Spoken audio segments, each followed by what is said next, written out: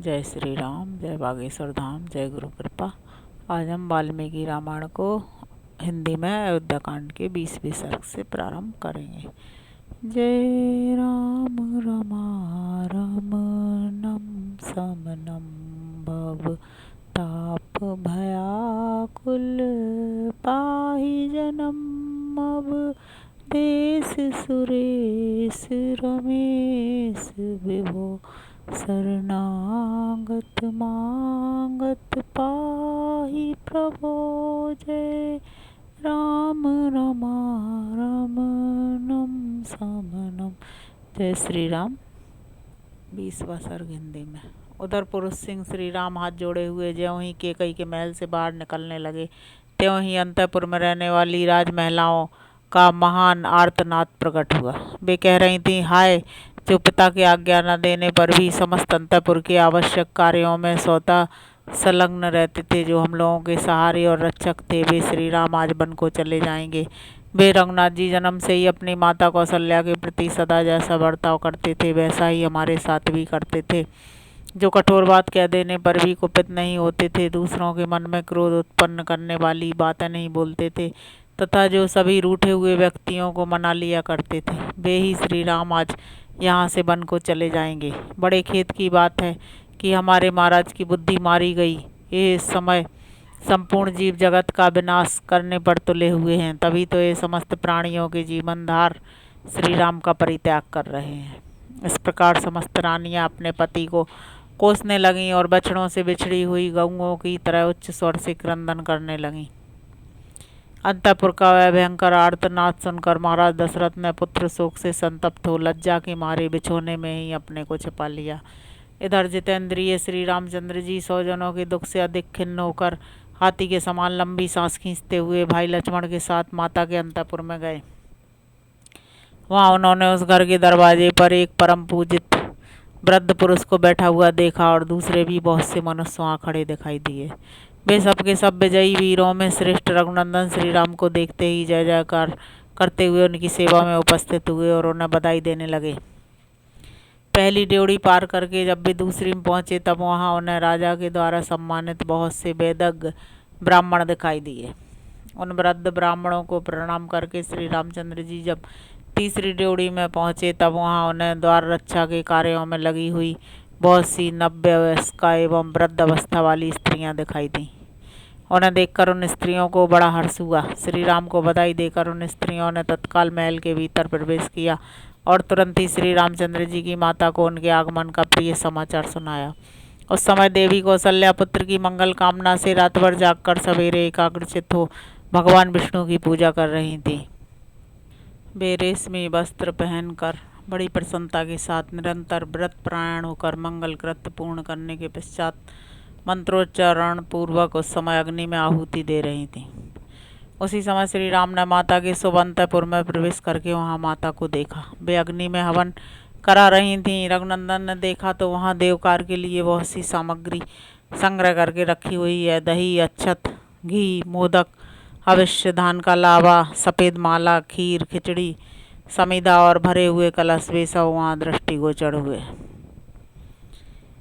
उत्तम कांति वाली माता कौशल्या सफ़ेद रंग की रेशमी साड़ी पहने हुए थीं। वे व्रत के अनुष्ठान से दुर्बल हो गई थीं और इष्ट देवता का तर्पण कर रही थीं।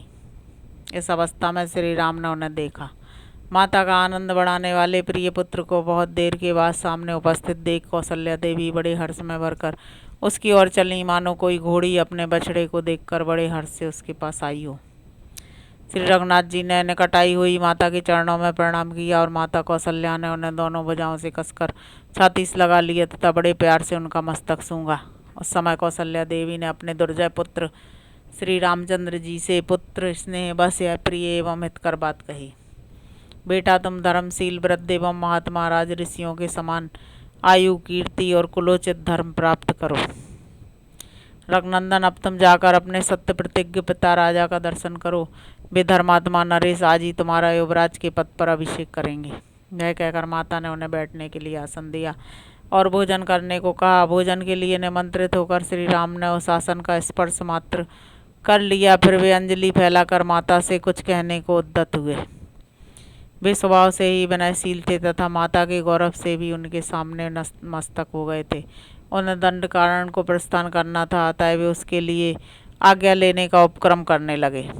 उन्होंने कहा, देवी, निश्चय ही तुम्हें मालूम नहीं है, तुम्हारे ऊपर महान भय उपस्थित हो गया है। इस समय मैं जो बात कहने जा रहा हूँ उसे सुनकर तुमको, सीता को और लक्ष्मण को भी दुख होगा, तथापि कहूँगा। अब तो मैं दंड कारण में जाऊंगा, अतः ऐसे बहुमूल आसन की मुझे क्या आवश्यकता है। अब मेरे लिए यह कुश की चटाई पर बैठने का समय आया है। मैं राजभोग वस्तु का त्याग करके मुनि की भांति कंद मूल और फलों से जीवन निर्वाह करता हुआ 14 वर्षों तक निर्जन वन में निवास करूंगा। महाराज युवराज का पद भरत को दे रहे हैं और मुझे तपस्वी बनाकर दंड कारण में भेज रहे हैं, अतः 14 वर्षों तक निर्जन वन में रहूंगा और जंगल में सुलभ होने वाले बलकल आदि को धारण करके फल मूल के आहार से ही जीवन निर्वाह करता रहूंगा। यह अप्रिय बात सुनकर वन में फर से काटी हुई साल वृक्ष की शाखा के समान कौशल्या देवी सहसा पृथ्वी पर गिर पड़ी, मानो स्वर्ग से कोई देवांगना भूतल पर आ गिरी हो। जिन्होंने जीवन में कभी दुख नहीं देखा था, जो दुख भोगने के योग्य थी ही नहीं, उन्हीं माता कौशल्या को कटी हुई कदली की भांति अचेत अवस्था में भूमि पर पड़ी देख श्री राम ने हाथ का सहारा देकर उठाया। जैसे कोई घोड़ी पहले बड़ा भारी बोझ ढो चुकी हो और थकावट दूर करने के लिए धरती पर लोटपोट कर उठी हो, उसी तरह उठी हुई कौशल्या जी के समस्त अंगों में धूल लिपट गई थी और वे अत्यंत दीन दशा को पहुँच गई थी। उस अवस्था में श्री राम ने अपने हाथ से उनके अंगों की धूल पहुँची।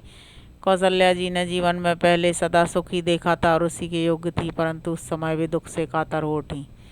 उन्होंने लक्ष्मण के सुनते हुए अपने पास बैठे पुरुष सिंह श्री राम से इस प्रकार कहा, बेटा रघुनंदन, यदि तुम्हारा जन्म ना हुआ होता तो मुझे इस एक ही बात का शोक रहता।